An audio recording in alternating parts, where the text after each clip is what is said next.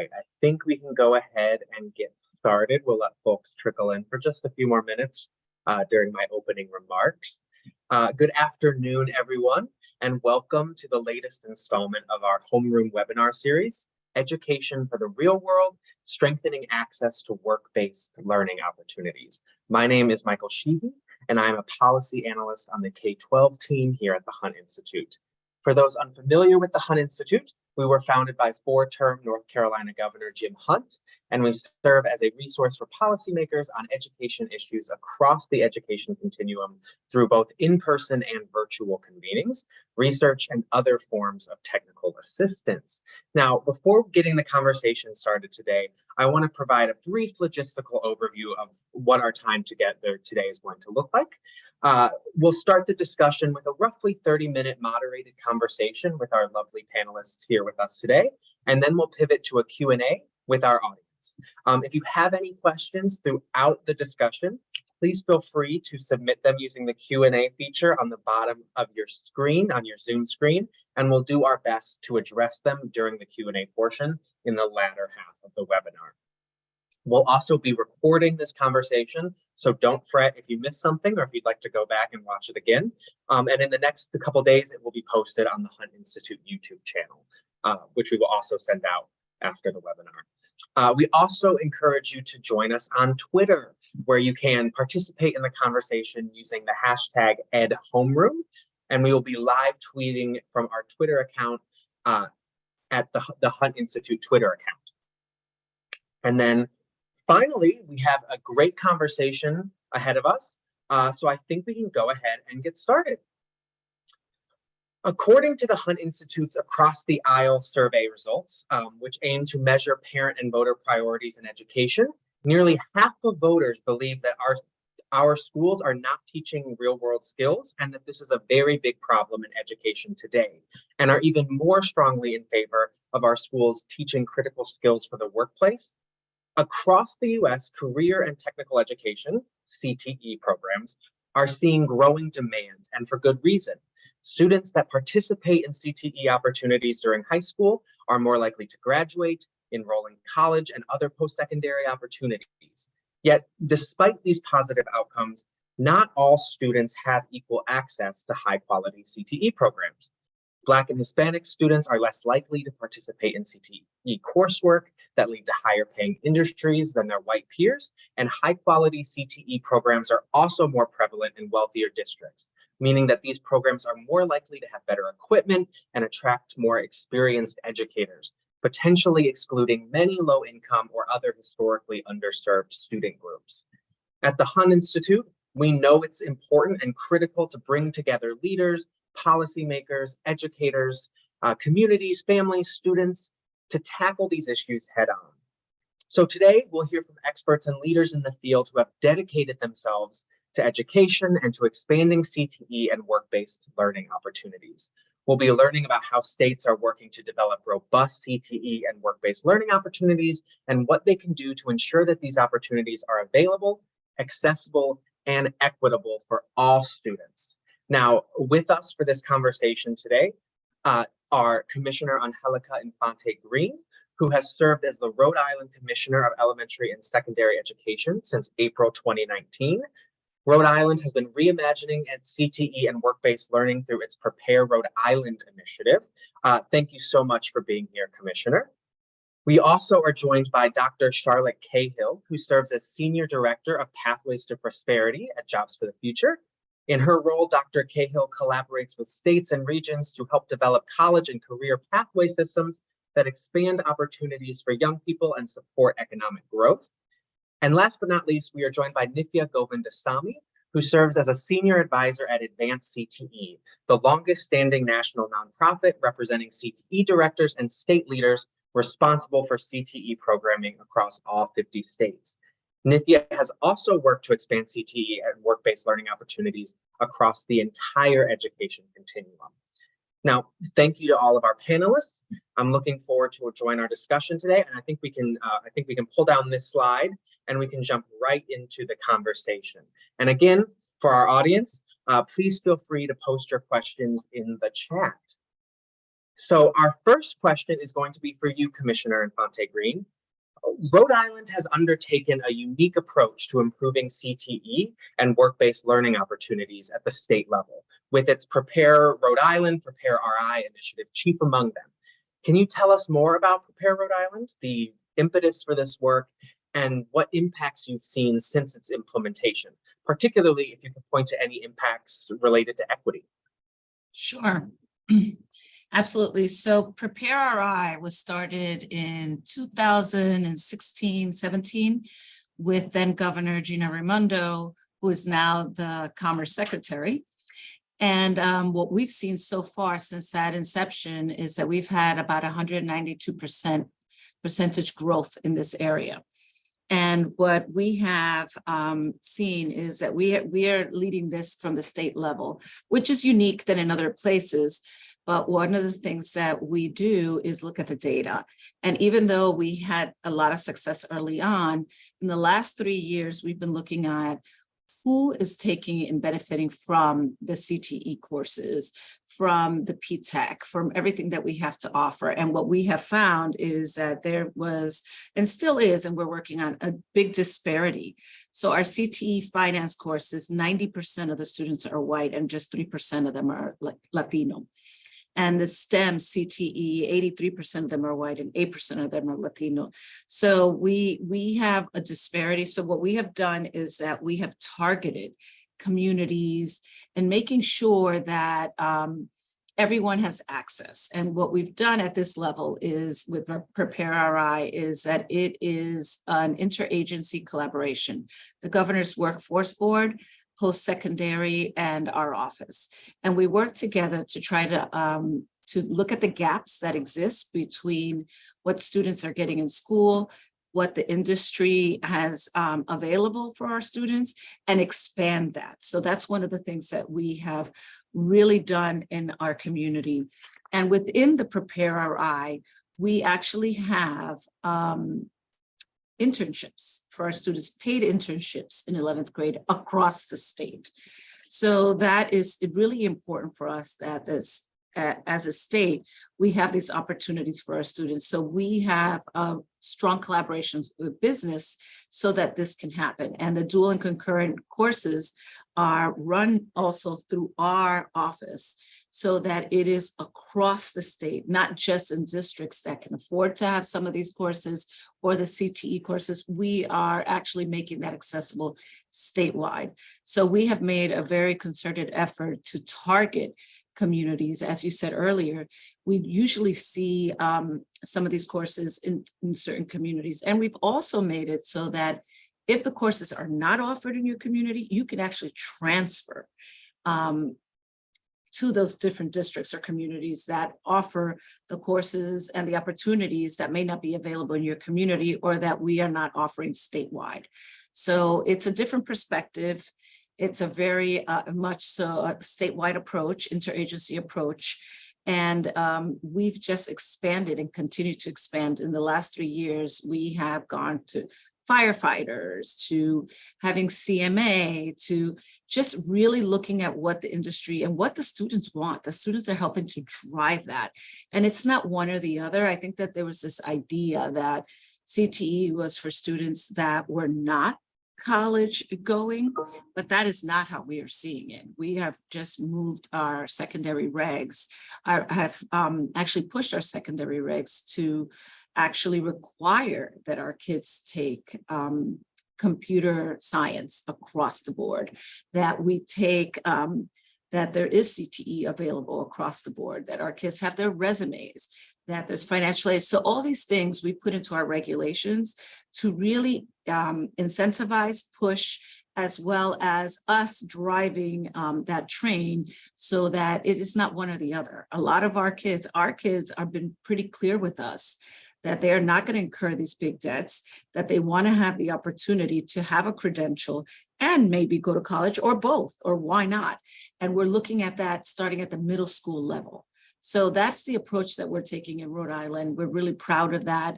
The demand is high, and we're trying to move as fast as we can to keep up with the demand that we have at present moment. Thank you so excuse me. Thank you so much, Commissioner. I really appreciate what you said, and it sounds like you guys are doing some really fabulous research. I know when we look at the history of CTE, like you said, people often think of what CTE programs were 20, 30, 40 years ago. People think welding, these vocational studies, but today CTE is really it's medicine, it's finance, it's a lot of exciting things. And you're right that there are significant disparities in the when you look at these student groups that are taking these certain classes. I think the figure you used were like 90% of the students in finance classes are white. So it's really exciting to hear the work that is taking place in Rhode Island, and I'm really excited to see where that goes. I know you guys are kind of in your second iteration of that program right now. Yeah, we're in Prepare RI 2.0, where we are targeting students and we are looking at coding and just really taking it to the next level. That's really, really fabulous. I'm excited to hear more throughout the rest of our discussion. Dr. Cahill, this next question is for you. As Senior Director of Pathways to Prosperity at Jobs for the Future, an aspect of your role is working alongside JFF's Center for Apprenticeships and Work-Based Learning to develop work-based learning tools and resources, as well as scaling youth apprenticeship opportunities for students. As the scale of these programs grow, what steps is JFF taking to ensure that historically underrepresented students also have access to these CTE and work-based learning opportunities? Sure. Hi. Yeah. Thank you.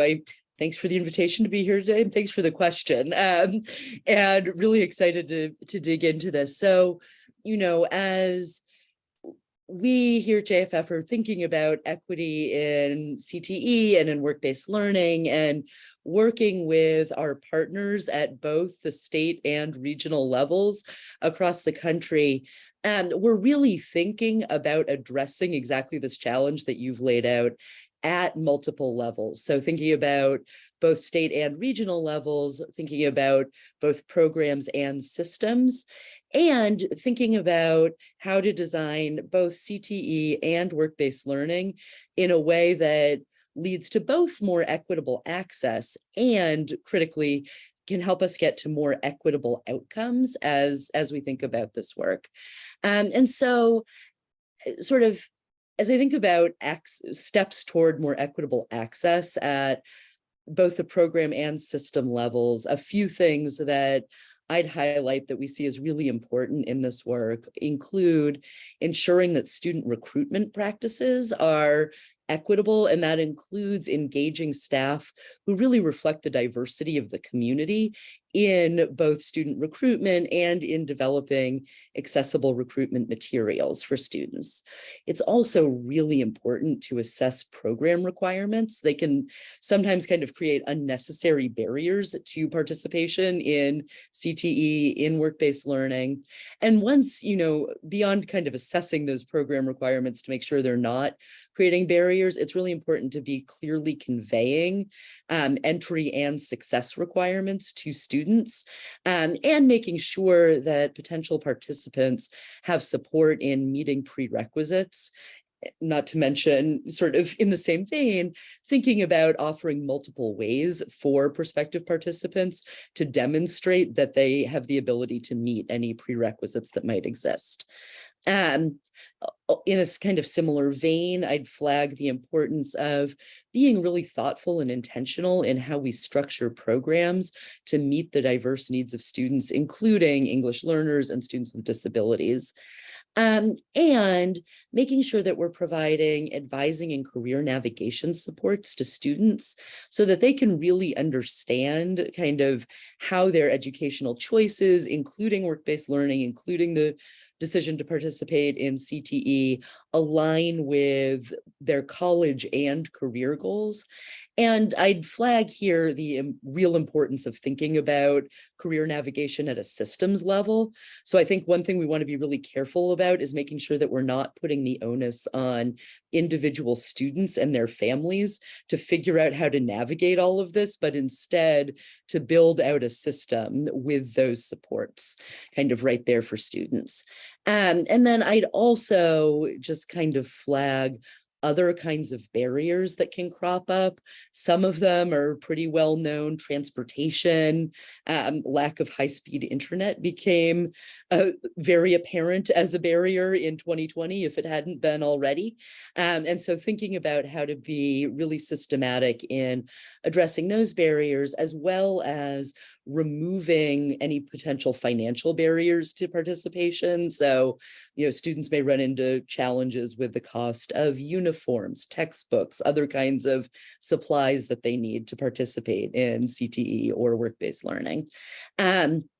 And on the work-based learning front in particular, something that I feel pretty strongly about is making sure that work-based learning experiences at kind of that more intensive end of the continuum. So thinking about internships, youth apprenticeships. This is one of the reasons that our team is so enthused about youth apprenticeship in particular, but making sure that those are paid experiences, because unpaid experiences can also be a big barrier to participation. Students may find themselves in a position of choosing between kind of a part-time job and an internship if that internship is unpaid, even if an internship can really get them further down the road toward realizing their post-secondary and career goals.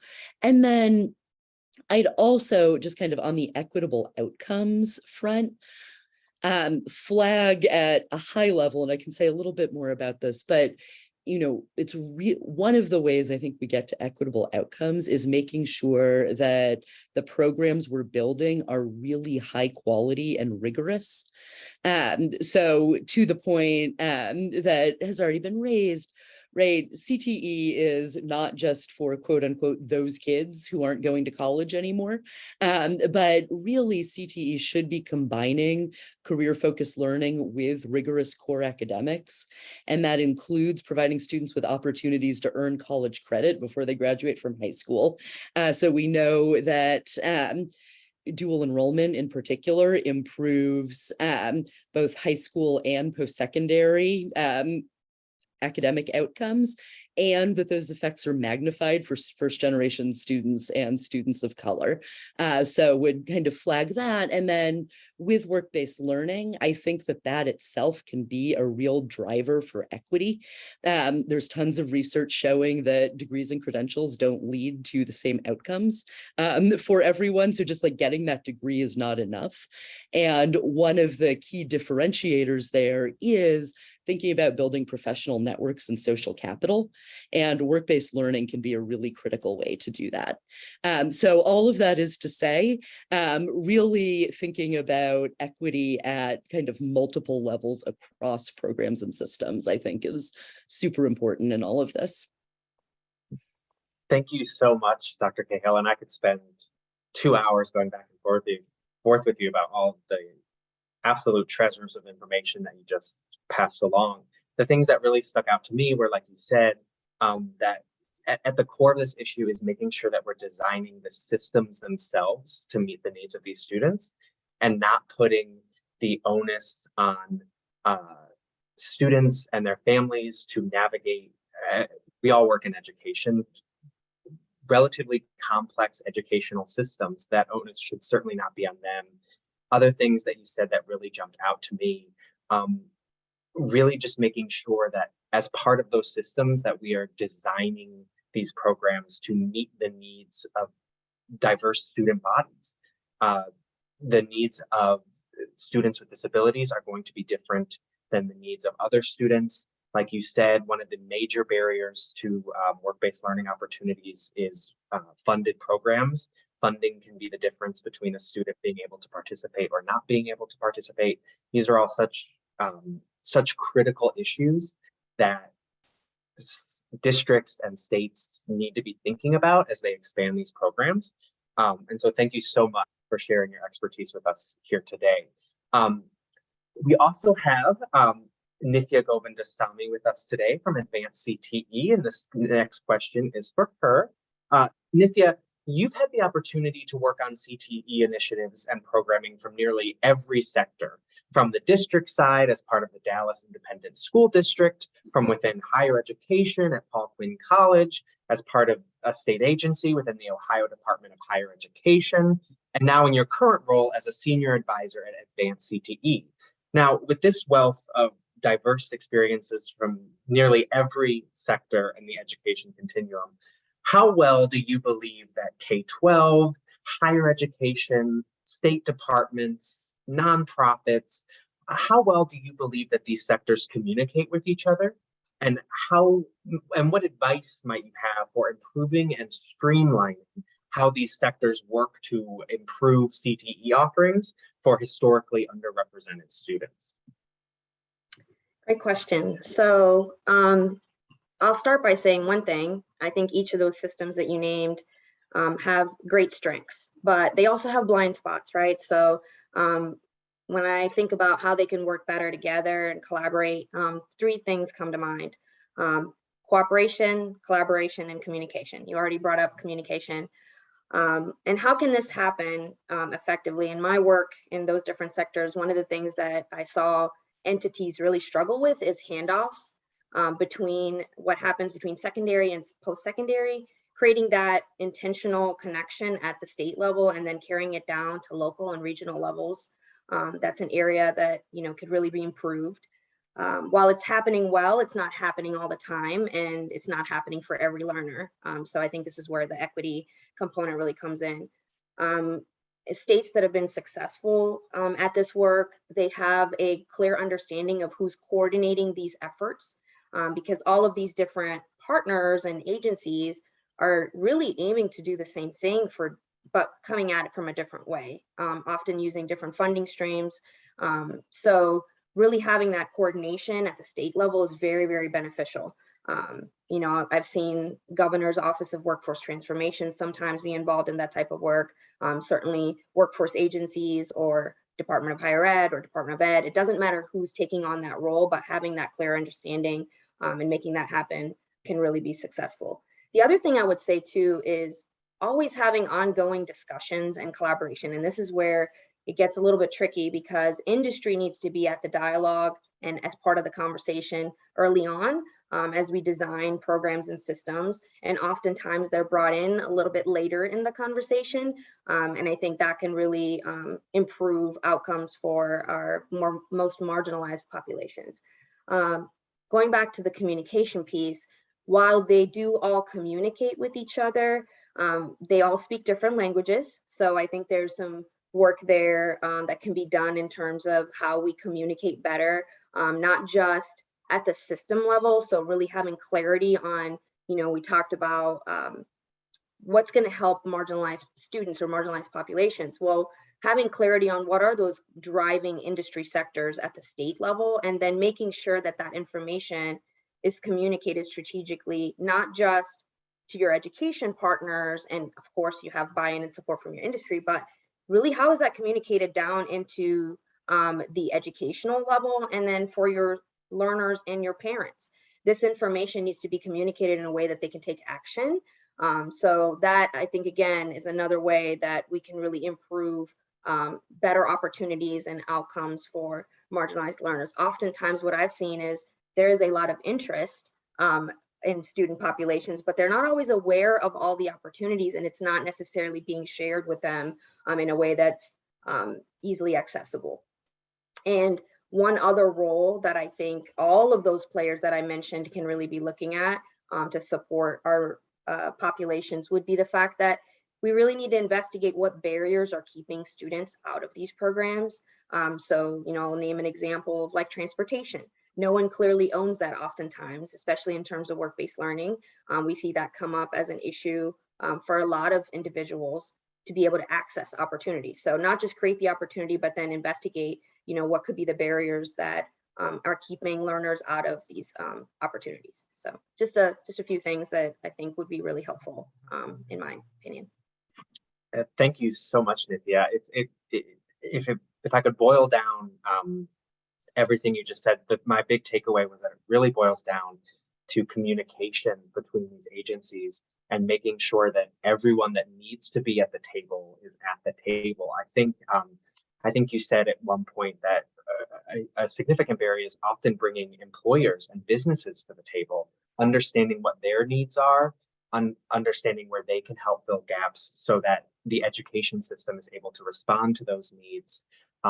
Like you said, we talk about many of these barriers, financial barriers, transportation barriers. Who owns that? How can these sectors work together to help reduce the impact of those barriers on these students who may not have the resources to circumnavigate them like higher income folks might? These are all big questions that as states work to solve these issues will obviously need to be considered. Thank you to all three of our panelists. Absolutely fabulous. Now, before we get into the Q&A, I would love to just ask one additional follow-up question to all three of you all.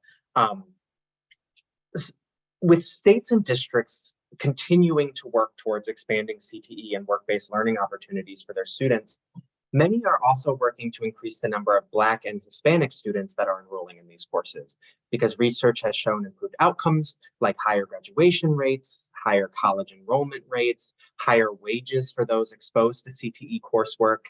Now, in your roles as education leaders and policy practitioners, what challenges have you faced in the field as you work to create these CTE opportunities?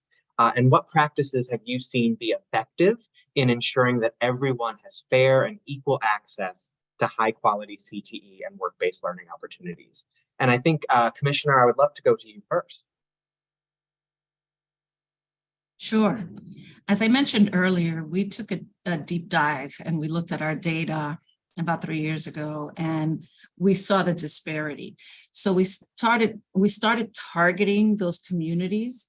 And the first thing that we did was bring in guidance counselors and start working at the middle school level. Like what is going on, polling the kids, figuring out what they wanted, why wasn't it available? And if in cases where it was available that they were not taking advantage of it, was getting all that data together and then putting a plan to make sure that they had access to it. And that's where we have our 2.0, where we really ensured that all of our students across the board had access to the information. And the one main thing that we've done is that we changed our secondary regulations, what's required for everyone in the entire state. And that changes the game, because it's not like if you want it to be offered, it has to be offered. So these are things that we are seeing across the board.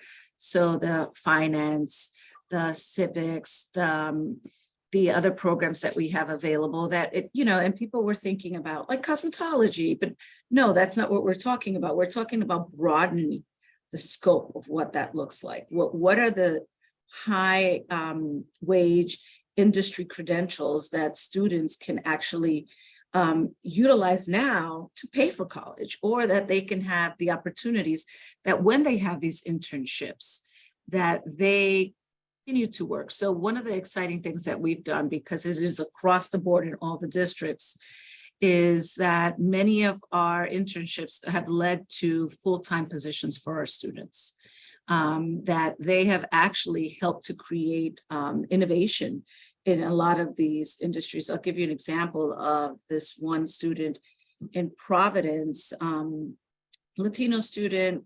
And once we opened the door and all the students began to participate, he actually designed a cog for this company that, and we're talking about an 11th grader, designed this cog that they were struggling with, that changed, revolutionized their business. And they kept him on, and they have paid for his college tuition so that he can become an engineer, but he continues to work for them.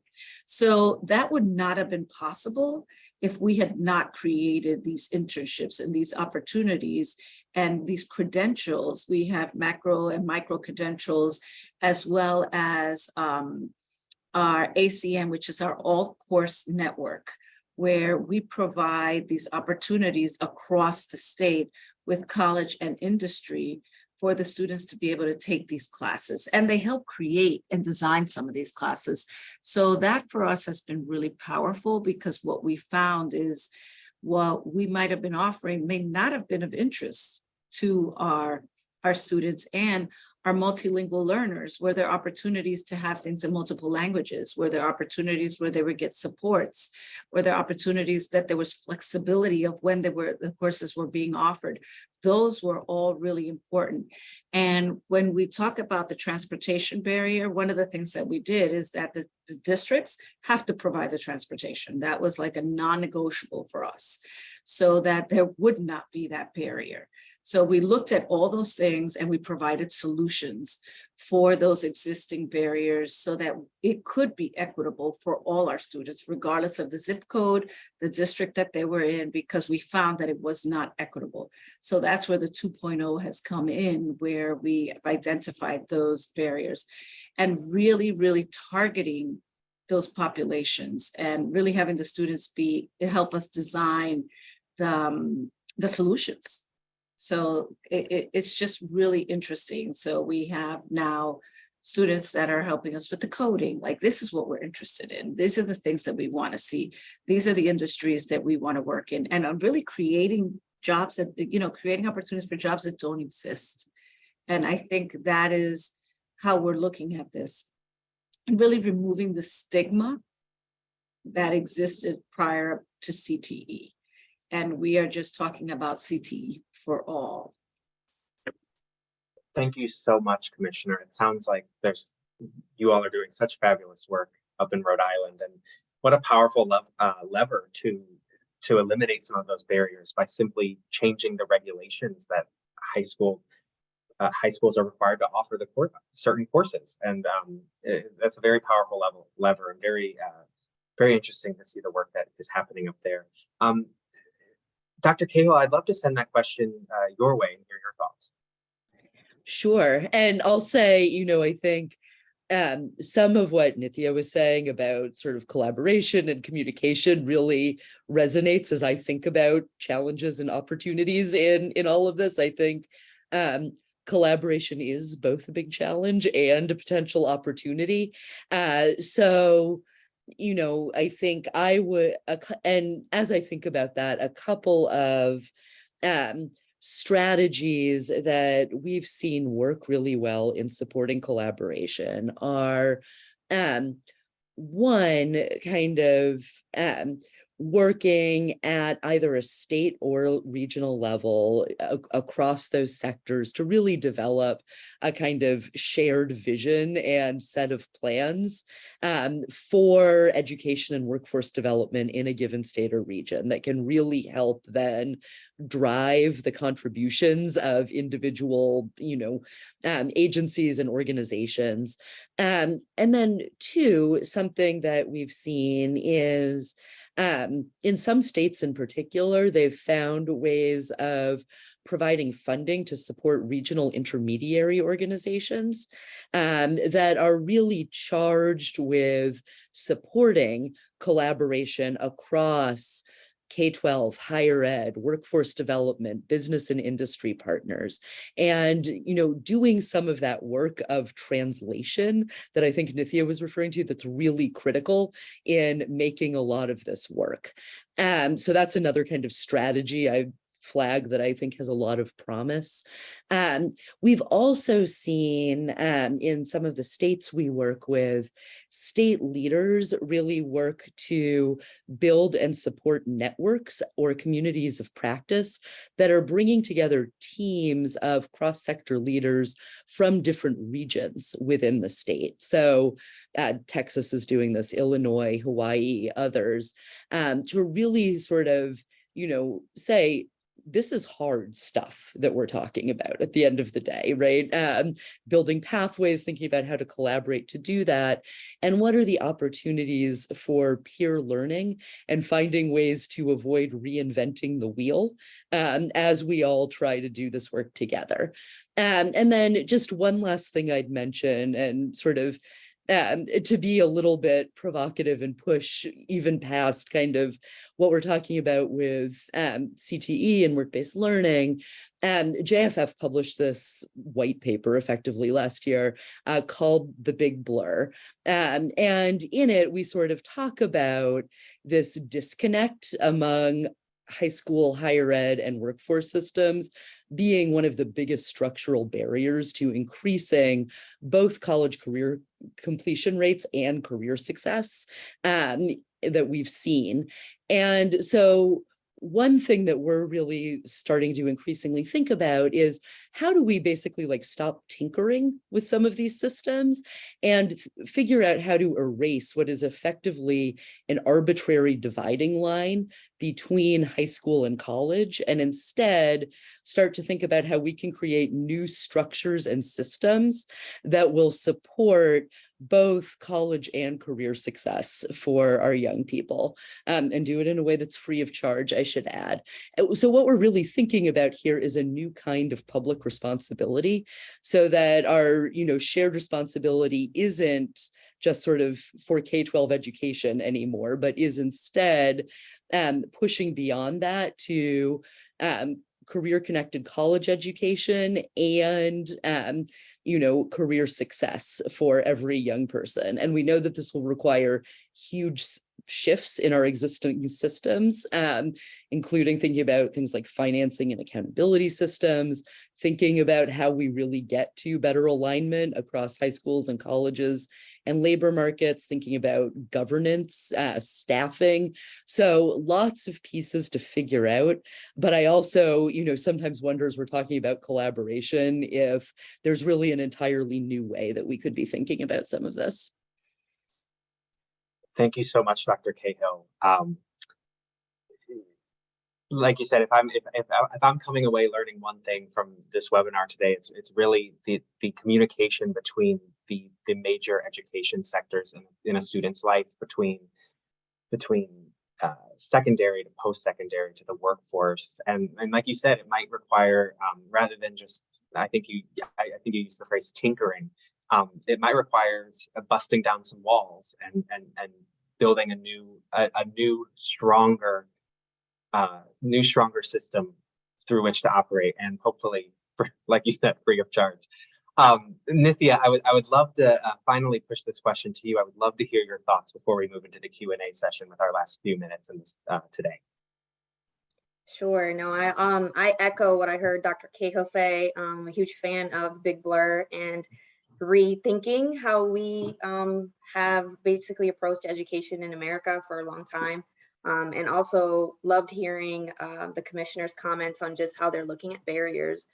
So I think one thing that I thought about in your question, you talked about challenges, and there's some inherent challenges, right, that I think every state has to think about addressing. For example, within our vantage point, we've seen a lot of conversations around rural versus urban, and the challenges, and especially when you're talking about work-based learning and those experiences and what that looks like. How do you make sure those things are available, those opportunities are available for all learners across the state, even if your industry may not be available in all parts of the state. So some of those kind of geographic just things that have always existed, how do we rethink that? I mean, certainly virtual opportunities have been on the rise, and something industry that I've seen really, they've looked into it as a way to connect with learners even at an earlier age. Certainly barriers around regulation, things that, even our industry partners face to engage with the system are some things that I've seen. As far as how the systems can work better together, I mentioned early on this idea that, there's funding out there, but the funding is provided by different agencies at the federal level, and they all have different requirements. And so sometimes really understanding how those funds can be braided better to support the learners, I think, is one other thing that systemically we can look at. And then I want to really talk a little bit about just the fact that, CTE has evolved, right? So it used to be vocational education, but there's a significant shift to what it is today. And I don't think enough has been communicated to our parents and our learners about that shift, in terms of it's not this other than college option. It is really both, right? And, you know, we really want learners to have access to career technical education at an early stage, but we don't want them to stop there. We want them to be lifelong learners, connect to careers as they need, which is what we're hearing from our learners more and more about being able to earn while they're still in education. And that's kind of an increasing trend. So how can the system support what the learners need? And then also coming back to this area that industry is now leaning in heavier than before and offering to say, hey, look, if you start working with us, you know, we would pay for your education potentially. So there's another way to fund your college education that maybe didn't exist before. So really thinking about how those different players can work together. I mean, and I think it starts with collaboration. Some of it is innovative thinking. We do need to do some rethinking on systems that are not working. We talked a lot about this in CTE, data sharing, better data sharing between systems so we can follow and track our students beyond just a certain point in time. So just wanted to re-elevate some of what I heard, but other things that I think can really contribute to longer term success. Thank you so much, Nithya. Yeah, like you said, one, stronger data systems will certainly allow the system itself to better track and ensure equitable outcomes for students beyond just the coursework that they have access to, but their lifelong earnings, things like that. Super important. So again, thank you, and thank you to all of our panelists today. I would love to transition with our remaining time into the Q&A portion. We have about 15 minutes or so left, and we've had such great discussions thus far. I would really love to make the most of it. This first question I have is for you, Commissioner. It's a question about the CTE offerings in Rhode Island. When Rhode Island is thinking about what CTE programs, work-based learning offerings to provide to students, do you factor in the workforce needs in your community? And if so, how? And how often do you adjust those offerings to align to industry needs in your area? So I think we're constantly doing that, but I think annually we're constantly looking at what are the needs locally as well as nationally and globally. But we have a CTE board and we look at that. So we have a board that's actively working in this area.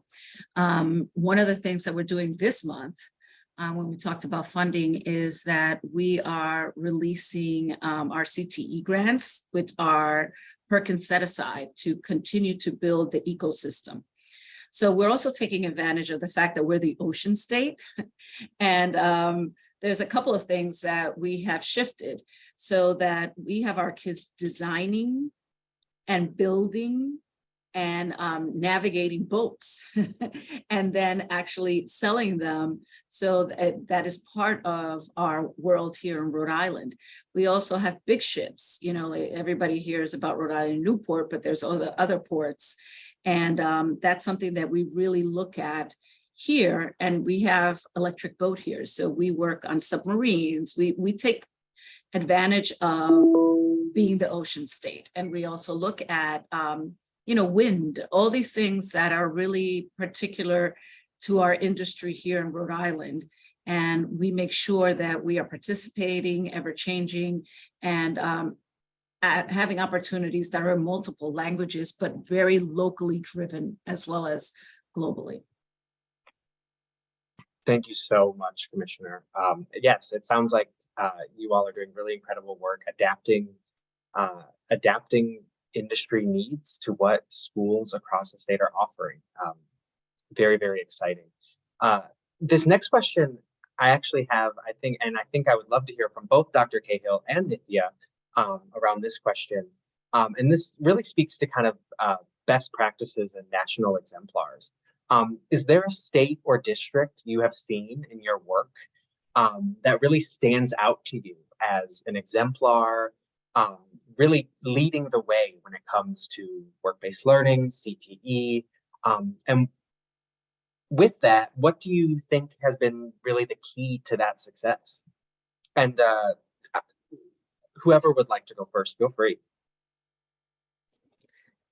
Sure, I'm happy to jump in, and we'll say, as somebody who works across multiple states and multiple districts, I refuse to select a favorite, but I will say that when I think about everything I've said today, I think Texas gives me a really good way to illustrate a number of the things that I've talked about today.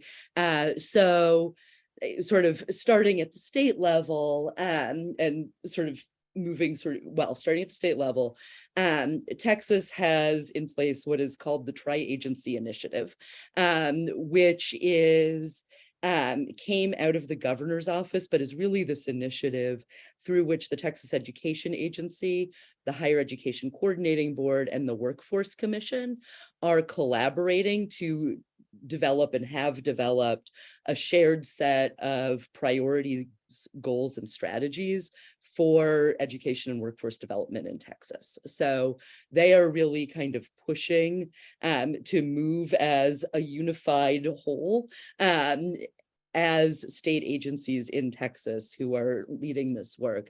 And that has included doing things like they've developed a tri-agency work-based learning framework that really, first of all, helps create a kind of shared definition, but also puts some stakes in the ground around quality and rigor in the ways that I was talking about being super important for this. They are also now just now in the process of funding regional intermediaries, and they're looking at sort of identifying an intermediary in each workforce region of the state. So there are 28 workforce regions in Texas, but wanting to have an intermediary in each of those that can serve as this kind of convener and supporter of collaboration and translation across sectors in a really big, diverse state. And then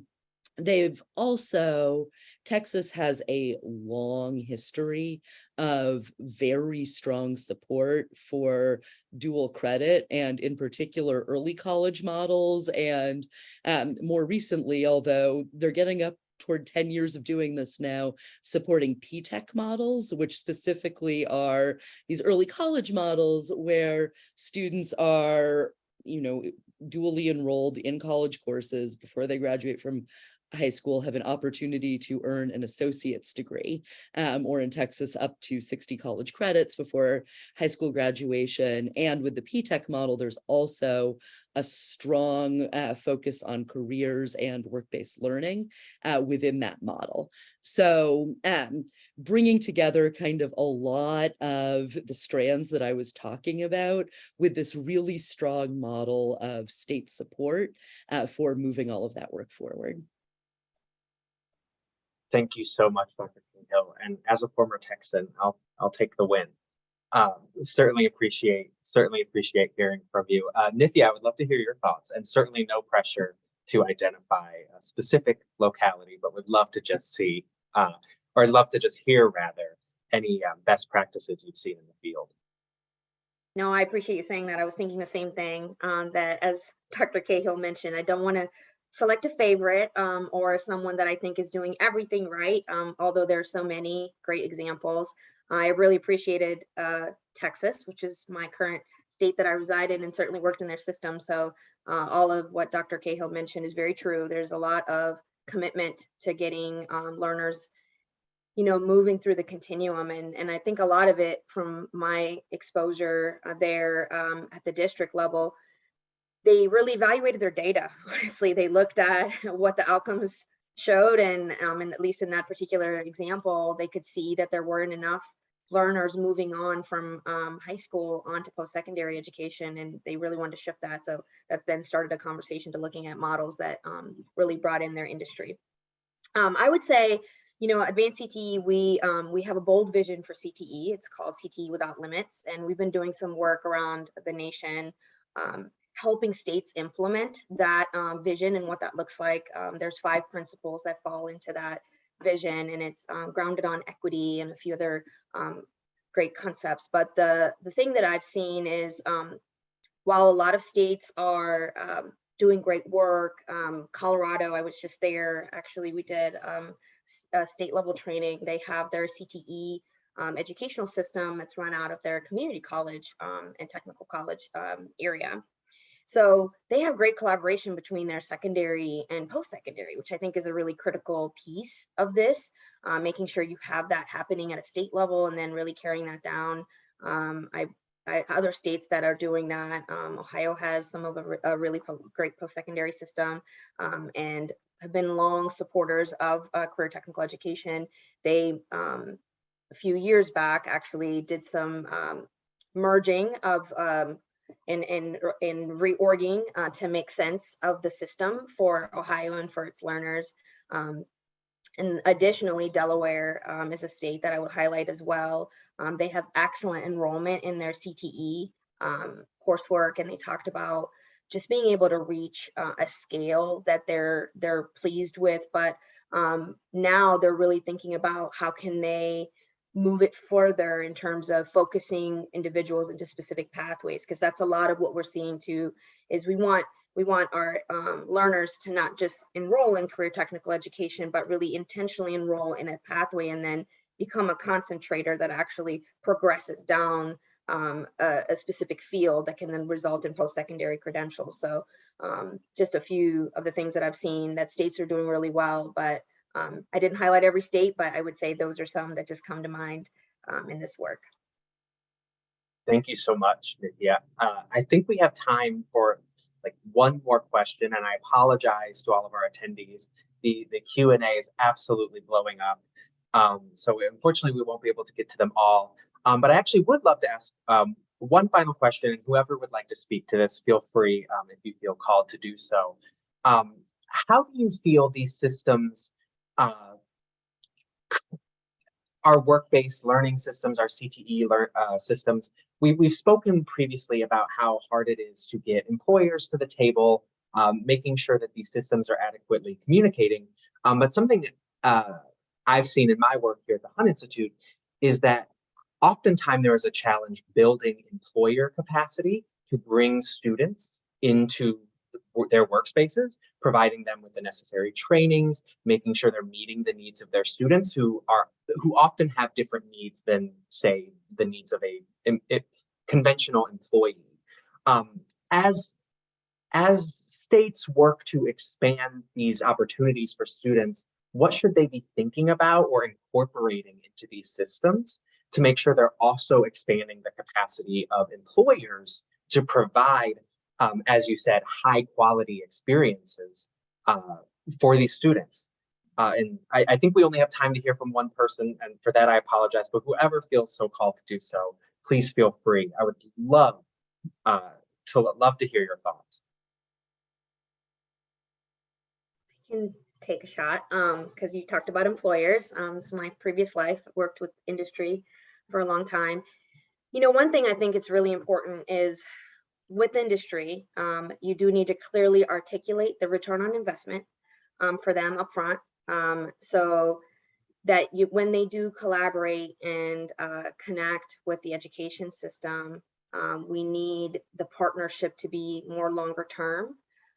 One thing that I've seen states that have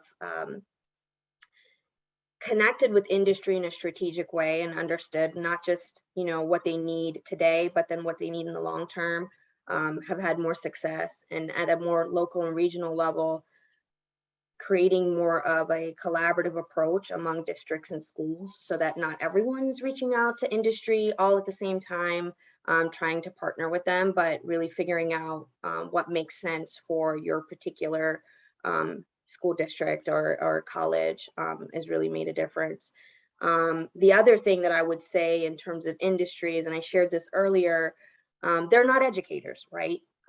So they say that a lot. They're like, you know, we're not strong in education. We want educators to help us communicate with learners in the right way. I think they're at the table now a lot more and reaching in a lot earlier than they were, because they recognize the importance of not just the internship piece, which happens later, but starting earlier with our learners and creating that relationship to give them exposure and build more of a longer term relationship even with the learners. So I think that's another area that we've really seen as important in terms of collaborating and bringing industry in and having a meaningful outcome. So just a couple things. I'm sure there's a lot more I could say, but we're almost out of time. But We could have an entirely separate webinar on bringing employers to the table. Thank you so much, Nithya. And I want to thank all of our panelists again for joining us today. Thank you to Commissioner Infante Green, Dr. Cahill, Nithya. This has been such a great discussion, and I really appreciate you all taking the time out of what I know to be incredibly busy schedules to join us today. Now, before closing today's discussion, I do want to turn everyone to our upcoming K-12 webinars. Our next conversation will be on Thursday, March 23rd at 2 p.m. Eastern, where education leaders will join us for a discussion on recruiting and retaining girls in K-12 sports programming and how participation in school athletic programs can support overall student success. It'll be a great conversation, so please register for that if you're interested. We also encourage you to join us for our other upcoming K-12 webinars listed on the screen. You can register for any of these discussions by going to our website, which we will post in the chat in just a second for you. And with that, thank you all again for joining us today, and we hope to see you again soon. You all have a lovely rest of your day. Thank you so much.